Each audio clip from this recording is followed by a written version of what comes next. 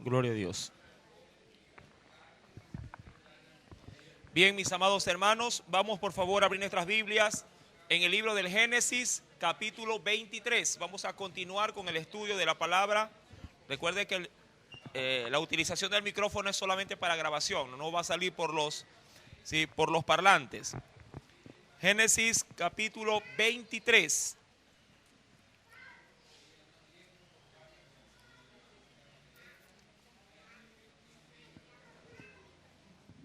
¿Lo tiene? Tiene ahí como prefacio muerte y sepultura de Sara. Amén. Hoy vamos también a topar el tema de la muerte. Amén. Un tema un poco difícil de aceptar, pero sí, un destino que tiene todo ser humano en esta tierra, a no ser que Cristo venga, sí, antes de que nos toque partir de este mundo por medio de la muerte. Génesis capítulo 23, vamos a dar lectura del verso 1 en adelante. Fue la vida de Sara 127 años. Tantos fueron los años de la vida de Sara. Y murió Sara en Kiriat Arba, que es Hebrón, en la tierra de Canaán. Y vino Abraham a hacer duelo por Sara y a llorarla. Y se levantó Abraham delante de su muerta y habló a los hijos de Het, diciendo: extranjero y forastero soy entre vosotros. Dadme propiedad para sepultarla entre vosotros, y sepultaré mi muerta de delante de mí. Y respondieron los hijos de Het a Abraham y le dijeron: óyenos, Señor nuestro, eres un príncipe de Dios entre nosotros.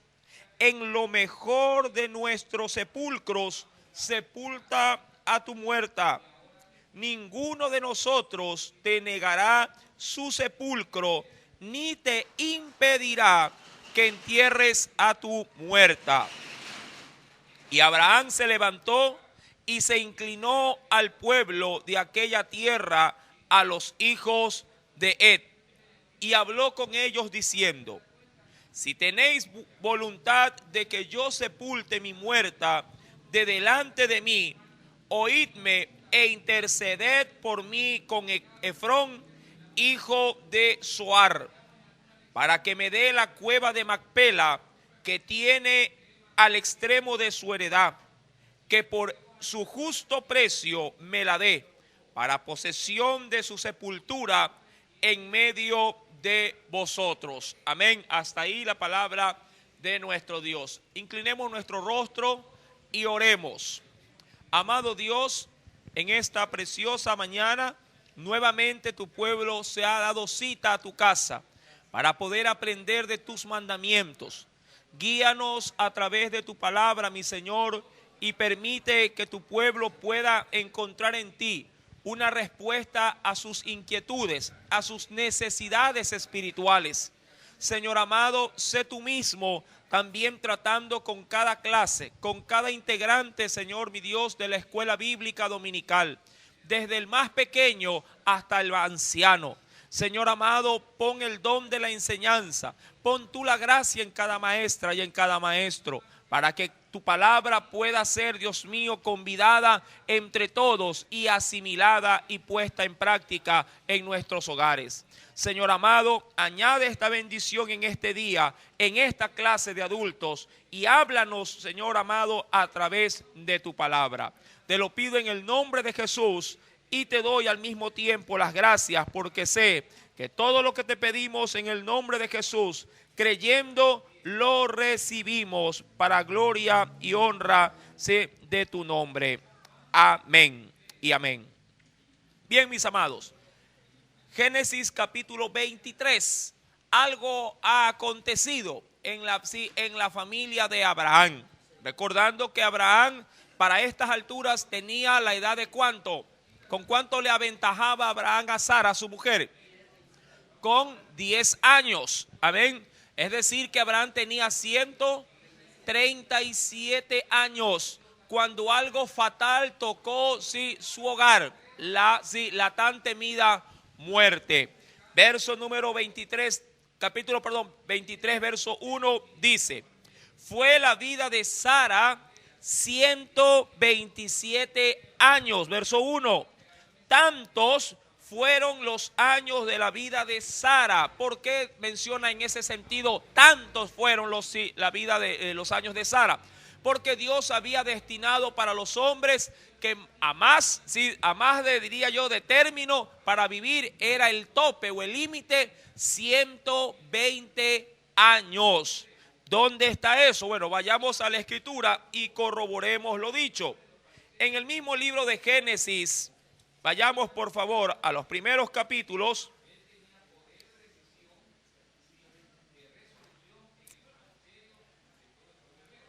Génesis capítulo número 6.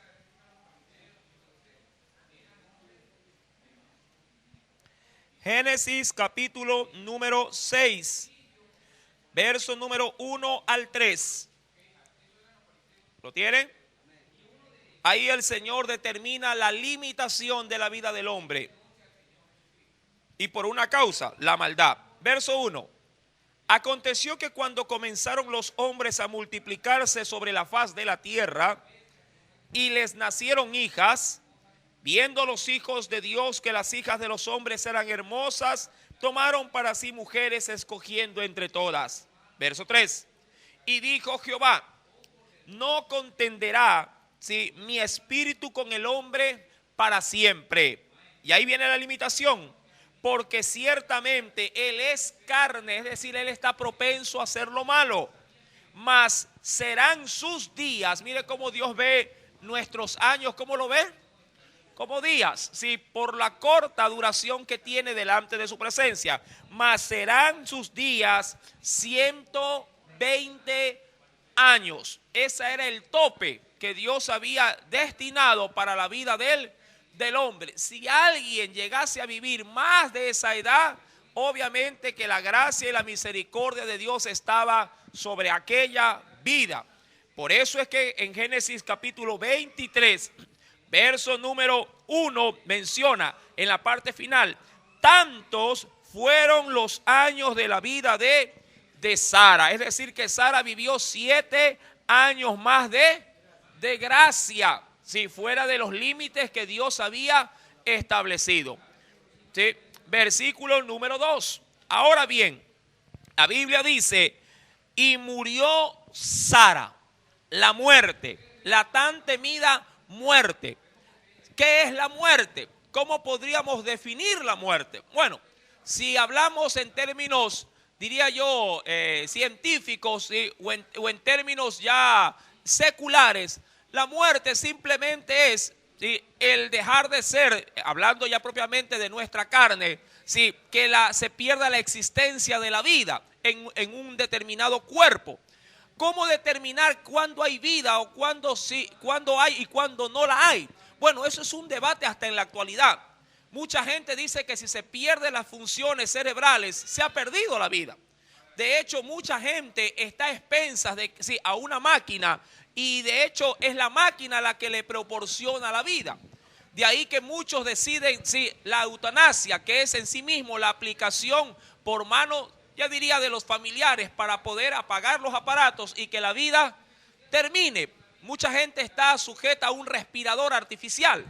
¿Para qué? Para que se oxigene la sangre, aun cuando todo el cerebro ya dejó de funcionar. Ahora, la muerte, de acuerdo a los parámetros bíblicos, tiene mucho que decirnos con respecto a esto. Vayamos por favor a la Escritura y veamos qué tiene que decirnos la palabra de nuestro Dios con respecto a la muerte. Primer punto, vamos a definir lo más esencial. El libro de Romanos, vámonos por favor al libro de Romanos. Bíblicamente existen varias formas de morir. ¿Lo tiene? Libro de Romanos, capítulo número 6.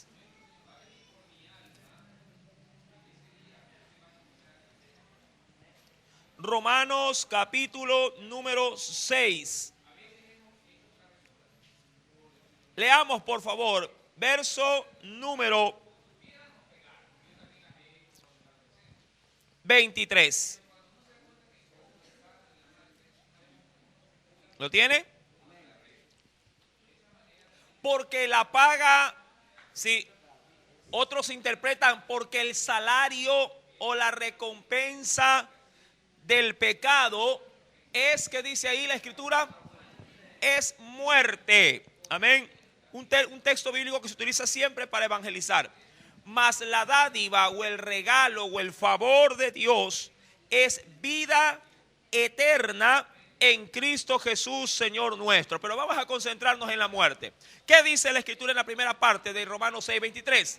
Porque la paga, es decir, la recompensa del pecado es muerte. Ahora, dicen los entendidos que hay tres maneras de morir. La primera de ellas es esta: el pecado. Todo hombre que practica el pecado está directamente en su ser ligado a la muerte. El pecado hace una separación o un abismo entre Dios y los hombres. El pecado de alguna manera nos hace perder el hilo de la comunión con Dios, ¿sí? Sepultándonos en una muerte espiritual. Esa muerte, mi querido hermano, Dios sí la asocia con el pecado. Es decir, que todo hombre que practica el pecado automáticamente está muerto para Dios, aun cuando tenga vida en sus órganos o en su ser. Es decir, que se convertiría, diría en cualquier muchacho en la actualidad, es como un zombie, es como un muerto viviente.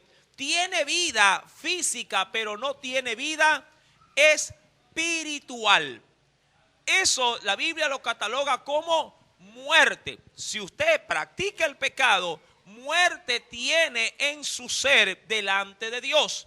Vive para los hombres, pero está muerto para su Señor, está muerto para su Dios. ¿Hay otra forma de muerte? Claro que sí. Vayamos por favor a la escritura.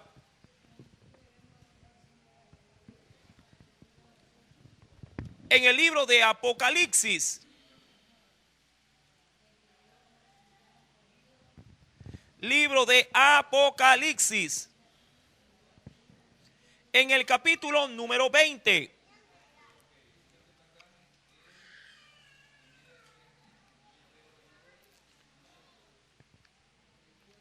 Apocalipsis, capítulo número 20.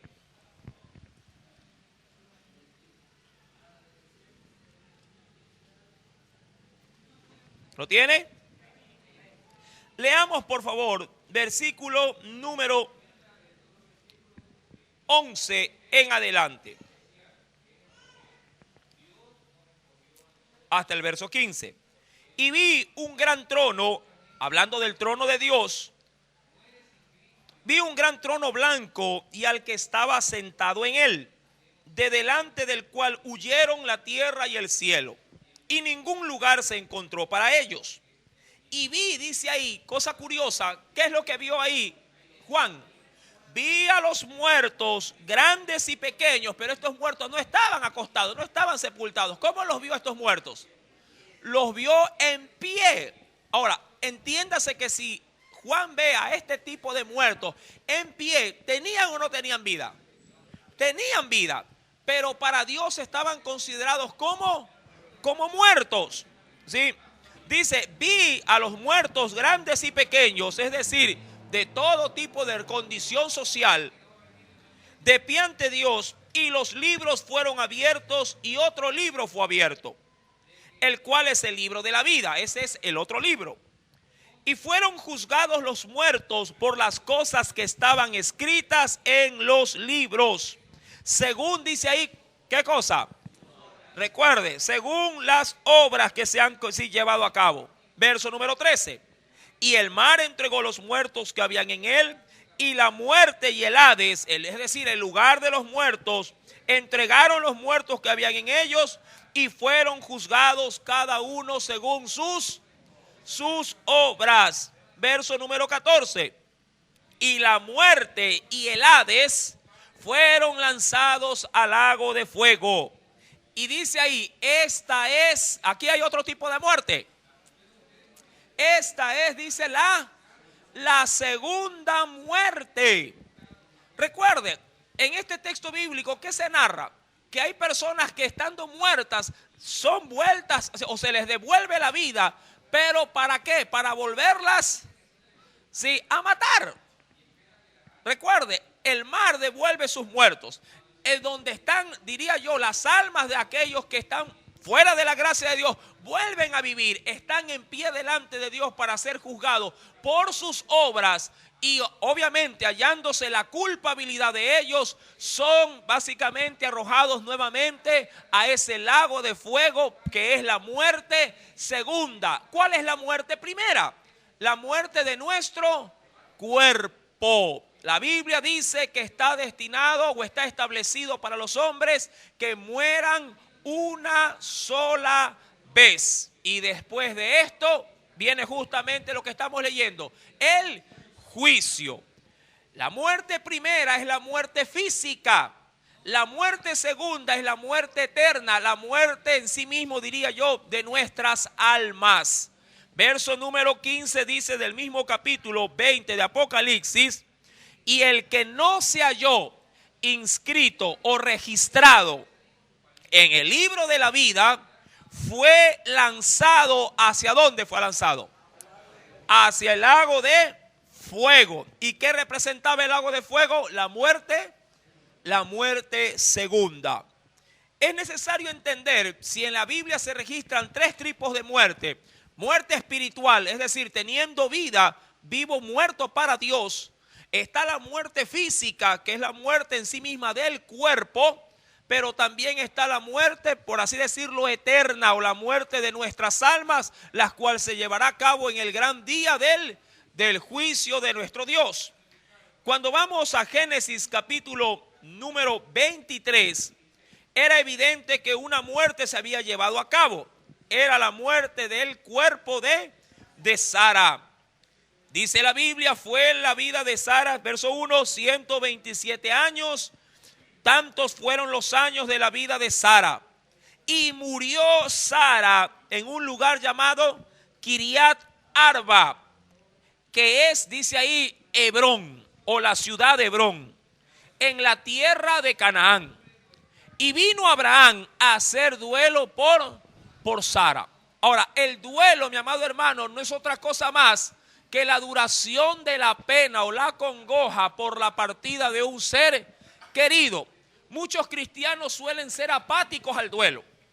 Muchos cristianos o pueblo de Dios suelen ser extraños al duelo, pensando que si se le ve llorar, que si se le ve triste, si está en derrota o de pronto se lo considera un débil espiritual. Y no es así.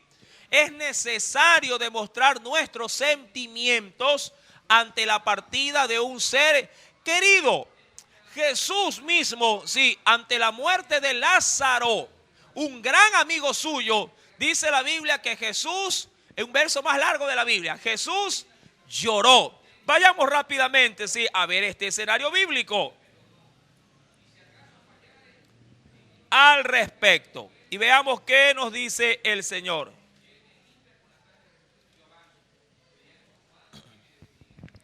En los evangelios según, sí, San Juan,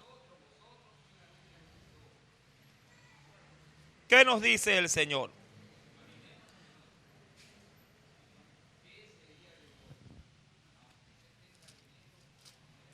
Lo tiene, capítulo 11.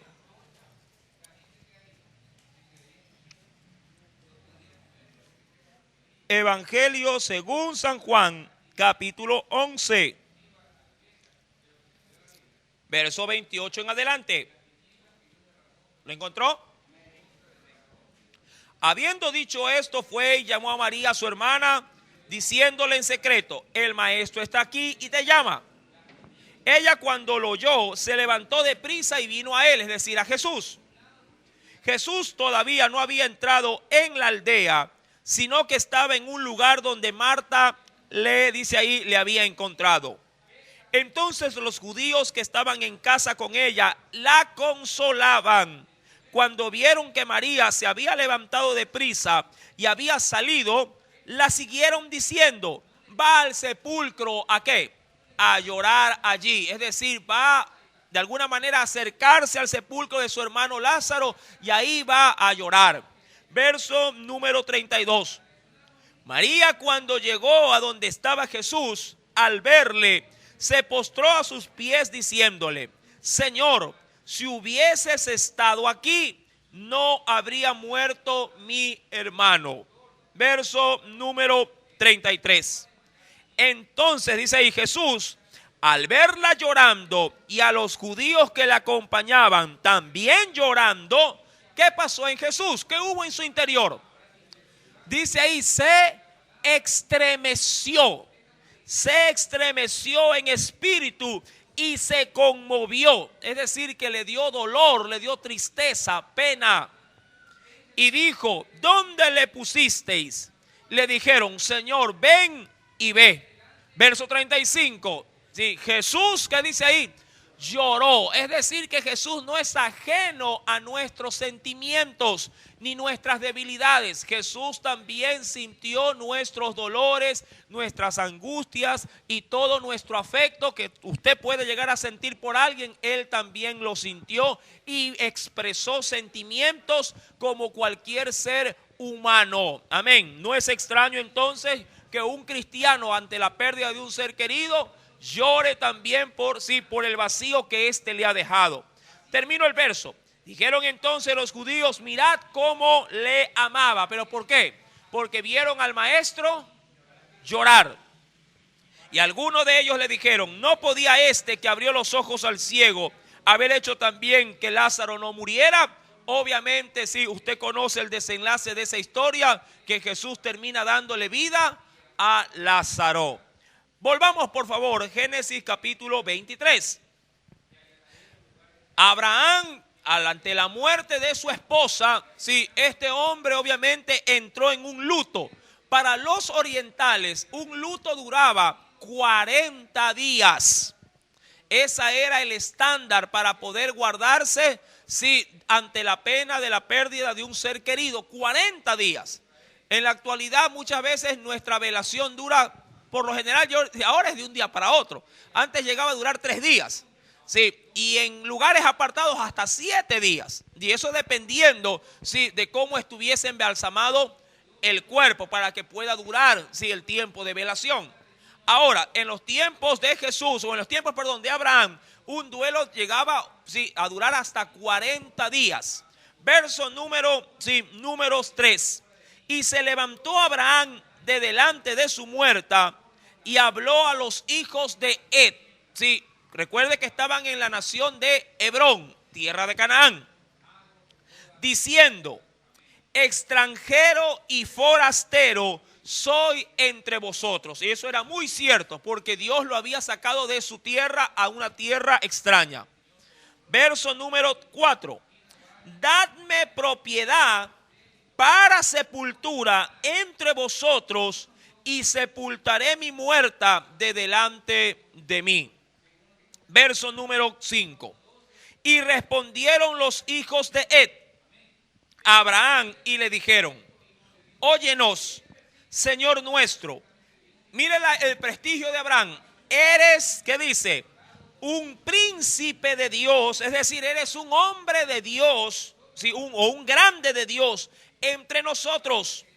En lo mejor de nuestros sepulcros, sepulta a tu muerta. ¿Qué es lo que le están diciendo los descendientes de Het? Sí, mira, sepulcros aquí sí hay. Escoge cualquiera de ellos, el mejor que te pareciera, y ahí entierra tu muerta. Pero esos sepulcros obviamente no eran de pertenencia de Abraham, sino de pertenencia de los descendientes de Het. ¿Qué es lo que sucede? Verso número 6 continúa diciendo: ninguno de nosotros te negará su sepulcro, ni te impedirá que entierres a tu muerta. Hasta ahí la propuesta era agradable. Hasta ahí la propuesta era hasta cierto punto razonable. Pero Abraham no pensó en el momento. Abraham pensó hacia el futuro, hacia el porvenir. Abraham ante esta propuesta dijo, bueno, la idea no es mala. Pero Abraham pensó y dijo, pero si mueren estos, ¿dónde quedará el cuerpo de aquella mujer? Sí, que ha sido mi compañera. Una cosa es el corazón de los padres y otra cosa muy diferente, el corazón de los hijos.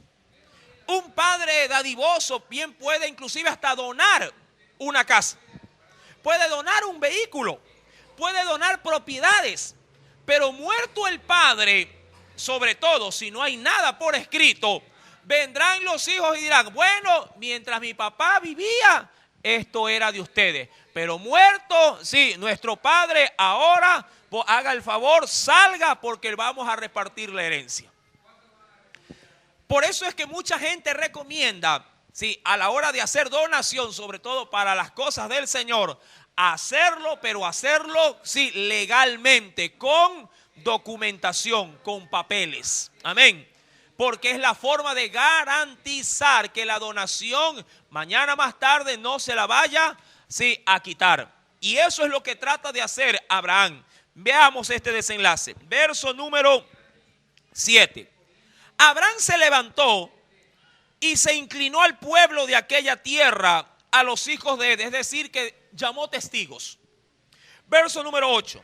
Y habló con ellos diciendo, si tenéis voluntad de que yo sepulte mi muerta de delante de mí, oídme e interceded por mí, no con los hijos de Ed. ¿A dónde fue? Con Efrón, hijo de Zoar. Recordando que este Efrón era el mayor o el principal de la ciudad de Hebrón. Es decir, que mandó a llamar, diría cualquiera, al capataz, sí, al dueño. Verso número 9.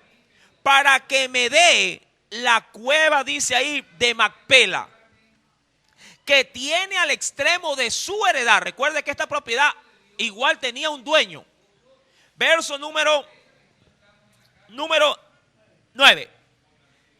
Que por su justo precio me la dé para posesión de sepultura en medio de vosotros. Ahora, ¿cuál es la propuesta de Abraham? Yo no quiero que me la regalen, yo quiero que me la vendan. Si era una propiedad a un extremo, es decir, que no habría de haber problema, porque si compraba algo en media heredad, obviamente eso sí podía haber ocasionado un problema mañana más tarde, si acaso se repartiría algún tipo de herencia. Él se aseguró de comprar algo o tratar de adquirir algo que estaba en una punta. No, es más fácil hasta legalmente poder hacer modificaciones que hacer algo, sí, si algo pertenece de pronto a la mitad de un terreno.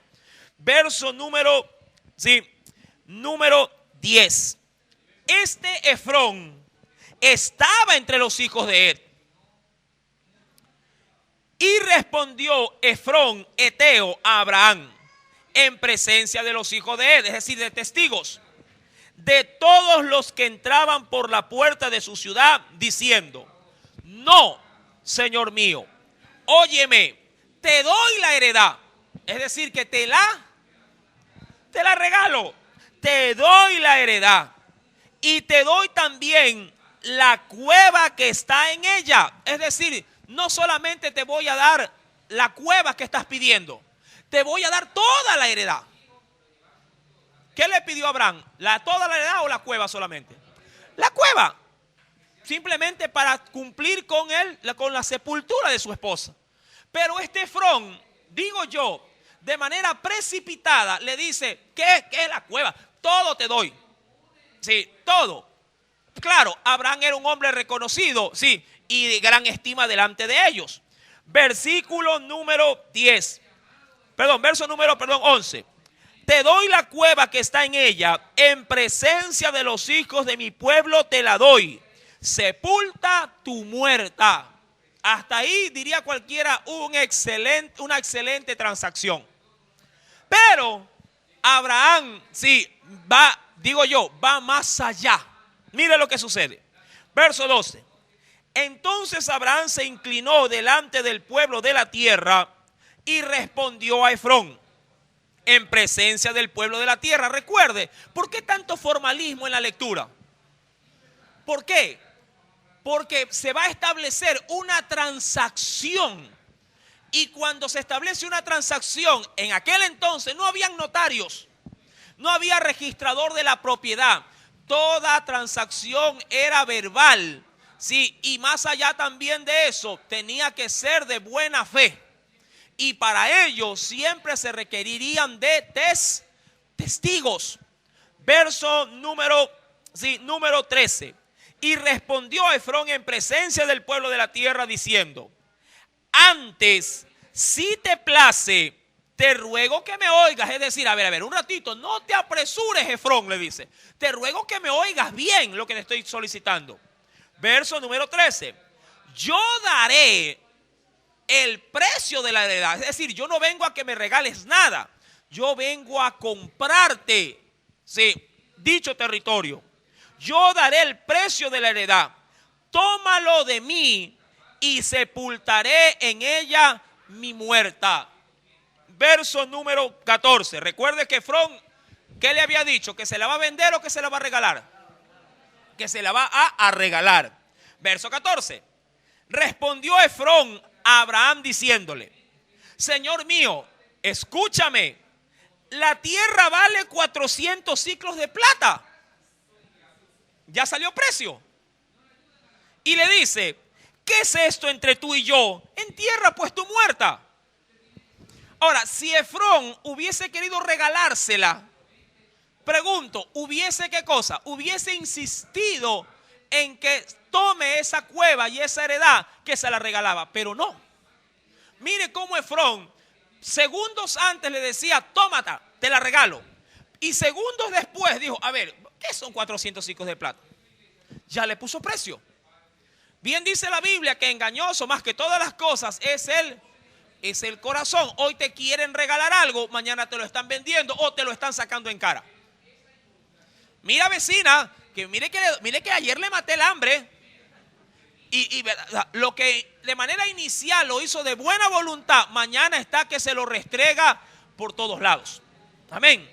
Así de perverso suele ser el corazón del hombre. Versículo, venga por favor, verso número 15. Señor mío, escúchame, le dice ahora. La tierra vale 400 siclos de plata. ¿Qué es esto entre tú y yo? En tierra pues tu muerta. ¿Qué hizo entonces Abraham? Verso número 16. Entonces Abraham se convino con Efrón y pesó Abraham a Efrón el dinero que dijo en presencia de los hijos de Het: 400 siclos de plata de buena ley entre mercaderes. Amado hermano, si Abraham se cercioró, Abraham de alguna manera estableció un principio básico, mercantil, para poder, diría yo, tener posesión legal de aquello que habría de tomar, como en este caso, como una sepultura para sí y para sus, diría yo, sus descendientes. Qué importante es, mi amado hermano, tener la seguridad de todo aquello que se adquiere, obtenerlo de buena ley, y si ya diríamos ya en términos legales, adquirirlo con documentación legal. No necesariamente todo lo que se nos dice que se nos va a dar, a la hora de la hora se nos da. Mañana más tarde, vuelvo y repito, el corazón del hombre muda, cambia. Lo que regala un hijo se lo puede venir a quitar un hermano. Lo que regala un hermano se lo quita un nieto. Lo que regala un sobrino, luego el tío lo viene a reclamar. Y obviamente se lo reclaman con justo derecho. ¿Por qué? Porque lo que le han obsequiado, lo que le han donado, no ha sido dado legalmente. Si a usted le quieren obsequiar o regalar algo, dígale: perfecto, hazlo, pero me dejas los papeles a mi nombre. O si es para una institución, a nombre de la institución. Y es preferible, en el caso de donaciones para iglesia, que se lo haga a nombre, no del pastor, a nombre de la iglesia. Muchos males han ocurrido cuando las cosas se dan a nombre de título personal. Mucha gente dice: el dueño de la casa es el dueño de la iglesia, y eso es cierto. De pronto el pastor tiene todo el buen corazón y dice, ocupen toda la casa para iglesia. Perfecto, se muere el pastor y se acabó la iglesia. ¿Sí? Es necesario entender estos principios a la hora de otorgar algo. Si algo se va a obsequiar, déjelo legalmente establecido para que usted no tenga inconvenientes a futuro. Amén. ¿Qué sucede luego de esta transacción? Verso número 10. Quedó la heredad de Efrón, que estaba en Macpela, al oriente de Manré, la heredad con la cueva que estaba en ella, y todos los árboles que había en la heredad, y en todos sus contornos, como propiedad de Abraham, en presencia de los hijos de Het y de todos los que entraban por la puerta de la ciudad. Verso 19. Después de esto, es decir, después de haber arreglado legalmente su situación, después de esto, Abraham, dice, sepultó Abraham a Sara, su mujer, en la cueva de la heredad, ¿sí?, de Macpela, al oriente de Manré, que es Hebrón, en la tierra de Canaán. Y quedó la heredad y la cueva que en ella había de Abraham como una posesión para sepultura, recibida de los hijos de él, pero recibida por su justo precio, ¿sí? 400 ciclos de plata. Hasta aquí, mis queridos hermanos, ¿alguna pregunta?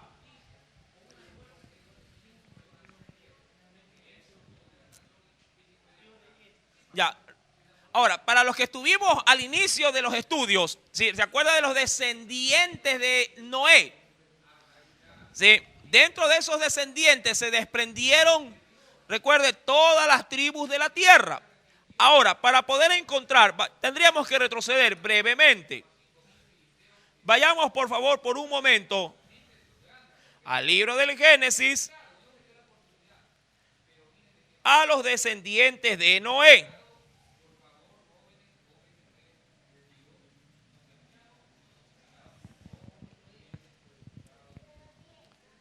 En el capítulo número 10.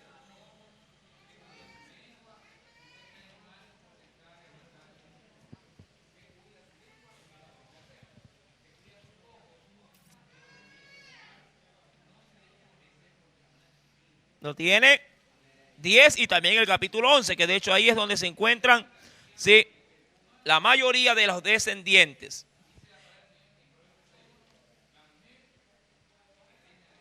Vamos a leer hasta el verso 15, que es donde están los descendientes de Het, o hasta ahí llegan los descendientes de esta nación. Voy a leer rápidamente verso 1 en adelante. Estas son las generaciones de los hijos de Noé, Sem, Cam y Jafet, a quienes nacieron hijos después del diluvio. Los hijos de Jafet, recuerde que Jafet es el tercer hijo ¿de quién? De Noé. Gomer, Magog, Madai, Javán, Tubal, Mesec y Tiras. Los hijos de Gomer se desprenden del primer hijo ¿de quién? De Jafet. Los hijos de Gomer, Askenaz, Rifat y Togarma. Los hijos de Javán, ¿sí?, hablando en sí mismo del del 1, 2, 3, del cuarto hijo de Jafet. Los hijos de Javán, Elisa, Tarsis, Quitín y Dodanín. De estos se poblaron las costas, cada cual según su lengua, conforme a sus familias en sus naciones. Verso 6. Los hijos de Cam, este vendría a ser ¿el hijo de quién? De Noé. ¿Qué hijo? El último. Cus, Misraín, Fud y Canaán. Y los hijos de Cus, el primer hijo de Canaán, Seba, Ávila, Sacta, Rahama, Sacteca. Y los hijos de Rahama, Seba y Dedán. Hasta el 15 voy a llegar. Y Cus, el segundo hijo de Cam, engendró a Nimrod, quien llegó a ser el primer poderoso de la tierra. Recuerde que este Nimrod fue el que organizó la construcción de la torre de Babel. Verso número 9. Este fue vigoroso cazador de delante de Jehová, por lo cual se dice, así como Nimrod, vigoroso cazador delante de Jehová. Y fue el comienzo de su reino Babel. Erec, Acad y Calne en la tierra de Sinar. De esta tierra salió para Siria, edificó Nínive, Rehobot y Cala. Y Resén entre Nínive y Cala, la cual es ciudad grande. Verso 13. Nombra ahí a Misraín. ¿Quién es Misraín? El segundo hijo de Can, hijo de Noé. Engendró a Ludín, a Anamín, a Leabín y a Naftuín, a Patrusín, Casluín, de donde salieron los filisteos, y a Caftorín. Verso 15, y aquí llego. Y Canaán, ¿quién era Canaán? ¿Quién era Canaán? El cuarto hijo de Can, hijo de Noé. Y Canaán engendró a Sidón, su primogénito, a Ed. Y de este Ed es justamente, sí, la nación donde Abraham ahora estaba haciendo la transacción para adquirir la cueva de Macpela con toda su heredad. Amén. Si bien es cierto, todos descendieron de Noé, pero como se abrieron, cada quien ya se desconoció de su parentela y comenzaron a hacer sus propias ciudades. Y como desconocidos ahora, sí, para poder tener posesiones tenían ahora que adquirirlas por precio. Sí. Volvamos por favor a Génesis capítulo ahora 24, ¿verdad? Hasta aquí, ¿alguna pregunta, mis amados hermanos? ¿Todo está claro? Solamente vamos a leer los primeros versos porque de esto entraremos a estudiar la próxima semana. Luego de la muerte de Sara, recuerde, madre de Isaac, esposa de Abraham, era Abraham, dice la Biblia, ya viejo y bien avanzado en años. Recuerde, ¿cuántos años tenía Abraham cuando murió Sara? 137 años. Y después de esto debió haber avanzado más en edad, por lo menos unos 140 años. Verso 2. Y dijo Abraham a su criado, ¿cuál era ese? Eliezer. Ya lo vamos a ver más adelante. Dijo Abraham a su criado, el más viejo de su casa, es decir, al que estaba por encima de todos sus siervos, que era el que gobernaba en todo lo que tenía. Pon ahora tu mano debajo de mi muslo.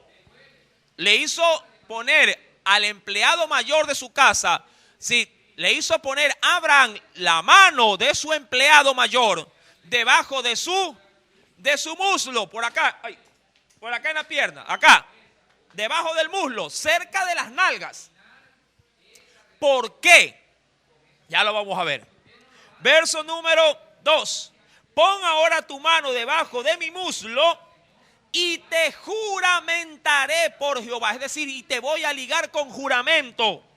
Sí, por Jehová, Dios de los cielos y de la tierra, que no tomarás para mi hijo mujer de las hijas de quienes, de los cananeos, es decir, de las que moran en esta tierra. De ahí no vas a escoger una mujer para mi hijo, no la vas a escoger de ahí, entre los cuales yo habito, sino que irás a mi tierra, a mi parentela, y tomarás mujer para mi hijo Isaac.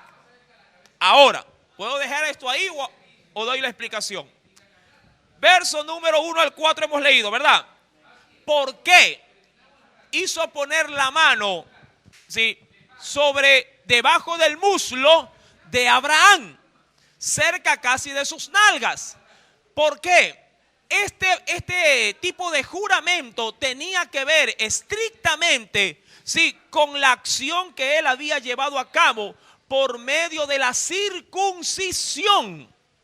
Hizo poner prácticamente la mano del empleado de Abraham cerca de su, diría yo, metido lo más profundo entre sus piernas, casi tocando sus genitales, casi tocándolos, no los tocó.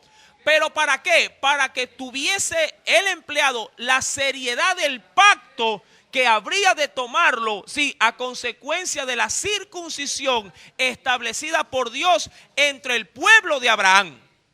De esta manera, el pacto se vería un pacto sagrado y comprometido con el mismo pacto que hizo Dios con Abraham por medio de la circuncisión. Este siervo Eliezer tomó muy en serio este juramento porque sabía bien que cerca de ese lugar se encontraba en sí mismo el pacto de Dios. Eso es como que en la actualidad se le diga a alguien, sí, júrame por encima de la Biblia, pon tu mano y júramelo que lo vas a hacer así como me lo estás diciendo. Sí, y simbólicamente, ¿qué hace la gente? Pone la mano sobre la Biblia y dice, sí, juro. Y ahí, ¿verdad?, determina el argumento que quiere, sí, que quiere ser oído, sea por esa persona o por la multitud.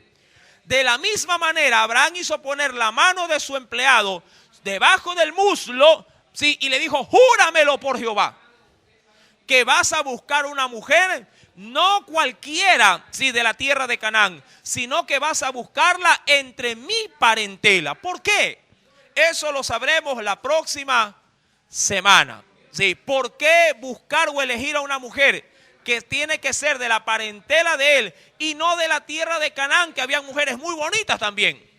Sí, eso tendremos que verlo de manera más específica la próxima enseñanza el domingo entrante, si así Dios nos lo permite. Amén. Bien, oremos a Dios. Hasta aquí, para concluir, ¿alguna pregunta referente al tema? ¿Alguna duda? ¿Sí? Ninguna. Oremos. Padre, en el nombre de Jesús, te damos las gracias, porque a usted le ha placido nuevamente poder instruirnos en tu palabra.